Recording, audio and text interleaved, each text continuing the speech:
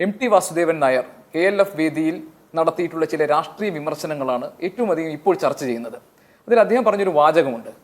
അത് മറ്റൊരു ചരിത്ര സന്ദർഭം എടുത്ത് കോട്ട് ചെയ്യുന്ന സമയത്താണ് അദ്ദേഹം പറഞ്ഞത്, ആൾക്കൂട്ടങ്ങളെ എളുപ്പം ക്ഷോഭിപ്പിക്കാം, ആരാധകരാക്കാം, വേണമെങ്കിൽ പടയാളികളുമാക്കാം എന്നാണ്.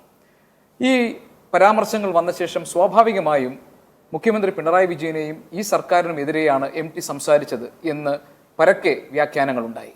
പക്ഷേ ഇടതു മുന്നണി മന്ത്രിമാരായാലും CPM നേതാക്കളായാലും ഒക്കെ പ്രതിരോധം തീർത്തത് ഇത് പിണറായി വിജയനെ കുറിച്ചല്ല, നരേന്ദ്രമോദിയെ കുറിച്ചാണ് ഈ പരാമർശങ്ങൾ നടത്തിയതെന്നാണ്. ചിലർ പറഞ്ഞു പിണറായിക്കും മോദിക്കും ഒരുപോലെ ബാധകമായ കാര്യങ്ങളാണ് MT പറഞ്ഞതെന്നാണ്. താങ്കൾ എങ്ങനെ ഇതിനെ കാണുന്നു? അല്ല, ഇതിലൊന്ന് MT ആ പറഞ്ഞ പരാമർശങ്ങളുടെ മുഴുവൻ പ്രസംഗം കൂടി എടുത്തു വായിക്കണം. MT താരതമ്യം ചെയ്തത് EMS-ആയിട്ടാണ്. EMS-ആയിട്ട് നരേന്ദ്രമോദിയെ താരതമ്യം ചെയ്യേണ്ട ഒരു ആവശ്യമില്ല കേരളത്തിൽ. അങ്ങനെ താരതമ്യം ചെയ്യണമെങ്കിൽ മറ്റേതെങ്കിലും പ്രധാനമന്ത്രിമാരെ താരതമ്യം ചെയ്യാമായിരുന്നു. അപ്പോൾ EMS-ഉമായിട്ട് താരതമ്യം ചെയ്യുന്നതിലൂടെ തന്നെ വളരെ കൃത്യമായിട്ട് MT ലക്ഷ്യം വെക്കുന്നത് കേരളത്തിലെ സാഹചര്യങ്ങളാണെന്നുള്ള കാര്യം വളരെ വ്യക്തമാണ്.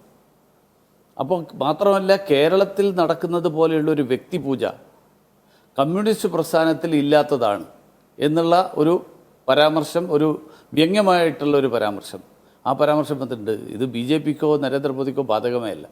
അദ്ദേഹം പല ചരിത്ര സന്ദർഭങ്ങളെക്കുറിച്ച്, ഇപ്പോൾ റഷ്യയിലുണ്ടായിരുന്ന സാഹചര്യങ്ങളെക്കുറിച്ച് അദ്ദേഹം പറഞ്ഞു, സാർ ഭരണകാലത്തുണ്ടായിരുന്നുള്ള കാര്യങ്ങൾ പറഞ്ഞു. അപ്പോൾ ലോകത്തെവിടെയായാലും ഒരു സർവാധിപത്യ സ്വഭാവം കാണിക്കുന്ന ഭരണാധികാരി എന്നത് സമൂഹത്തെ ആത്യന്തികമായി ഇരുട്ടിലേക്ക് തള്ളിവിടും എന്നായിരുന്നല്ലോ MT ഉദ്ദേശിച്ചത്. അപ്പോൾ വ്യക്തിപൂജയുടെ കാര്യത്തിലായാലും ഒക്കെ ഇത് രണ്ടുപേർക്കും, കേന്ദ്രത്തിലെ ഭരണത്തിനും സംസ്ഥാന ഭരണത്തിനും ഒരുപോലെ ആപ്ലിക്കബിൾ ആണ് എന്നൊക്കെ ചിലർ പറയുന്നുണ്ട്. അല്ല, അതിൽ വളരെ വലിയ വ്യത്യാസമുണ്ടല്ലോ.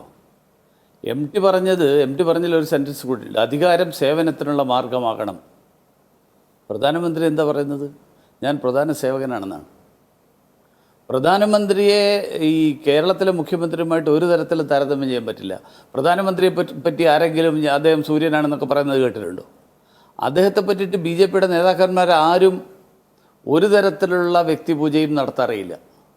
പ്രധാനമന്ത്രി വരുമ്പോൾ പ്രധാനമന്ത്രിയെ കാണാൻ ജനങ്ങൾ തിരക്കി വരുന്നത് ജനങ്ങൾക്ക് കിട്ടുന്ന പ്രധാനമന്ത്രിയുടെ ഭരണത്തിലുണ്ടായിട്ടുള്ള ജനസേവനവും അതുപോലെയുള്ള ജനോപകാരപ്രദമായിട്ടുള്ള ആ പദ്ധതികൾക്ക് കിട്ടുന്ന സ്വീകാര്യതയാണ് നരേന്ദ്രമോദിക്ക് കിട്ടുന്നത്. മാത്രമല്ല, നരേന്ദ്രമോദി പോകുന്ന സ്ഥലങ്ങളിൽ എത്ര സ്ഥലങ്ങളിലാണ് ലാത്തിച്ചാർജ് നടക്കുന്നത്?